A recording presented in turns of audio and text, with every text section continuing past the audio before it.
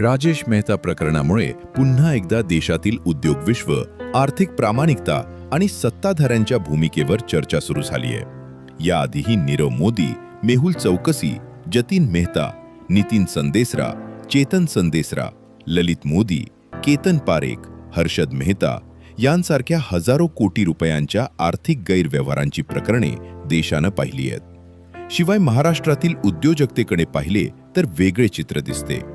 किर्लोस्कर ग्रुपने भारतीय औद्योगिक क्षेत्रात मोठे योगदान दिले।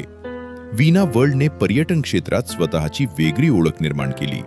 भारतातील आघाडीच्या अभियांत्रिकी उद्योगांपैकी एक असलेल्या भारत फोर्जचे नेतृत्व करणारे बाबा कल्याणी, पर्सिस्टंट कंपनीचे संस्थापक आणि IT क्षेत्रात नामांकित असणारे आनंद देशपांडे, BVG इंडियाचे संस्थापक हनुमंतराव गायकवाड या उद्योजकांनी हजारो लाखो लोकांना रोजगार दिला, अर्थव्यवस्थेला हातभार लावला आणि महाराष्ट्राची औद्योगिक परंपरा अधिक मजबूत केली।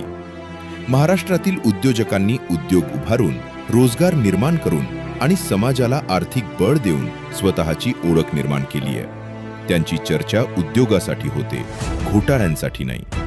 राज ठाकरे यांनी अनेकदा स्पष्टपणे सांगितले की मराठी युवकांनी उद्योग व्यवसायात उतरले पाहिजे। नोकऱ्या शोधणारे नव्हे तर नोकऱ्या निर्माण करणारे बनले पाहिजे। आज अनेक मराठी उद्योजक हेच स्वप्न प्रत्यक्षात उतरवत आहेत। काही वर्षांपूर्वी पुण्यातील DS कुलकर्णी हे उद्योजक कोरोना परिस्थितीमुळे अडचणीत आले होते। तेव्हा किरीट सोमय्यांसारखे लोक त्यांच्यावर गैरव्यवहाराचे खोटे आरोप करायला पुढे सरसावले होते। मात्र DS कुलकर्णी यांच्या पाठी त्यावेळी राज ठाकरे ठामपणे उभे राहिले होते आणि त्यांना संघर्षाच्या काळात मदतीला उभे राहिले होते। किरीट सोमय्यांसारखे काही लोक आजही खोट्या पुराव्यांच्या आधारे अनेक मराठी माणसांना बदनाम करण्याचे सातत्याने प्रयत्न करतच असतात।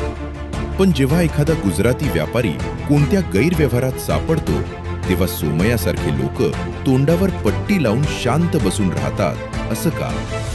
म्हणूनच राजेश मेहता प्रकरणासारख्या घटनांकडे पाहताना एक गोष्ट स्पष्ट होते, व्यवसायाची मक्तेदारी कोणाचीही नाही, पण उद्योग उभारणे, रोजगार निर्माण करणे आणि प्रामाणिकपणे व्यवसाय करणे ही महाराष्ट्राची ओळख आहे। मराठी उद्योजकांची चर्चा उद्योग, रोजगार आणि विकासासाठी व्हावी हीच खरी अभिमानाची बाब आहे।